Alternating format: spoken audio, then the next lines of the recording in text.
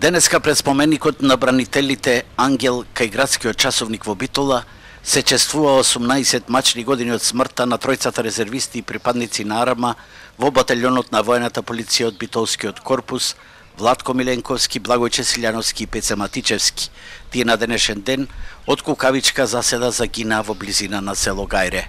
Цели 18 години од тој немил настан кога згасна 3 млади животи.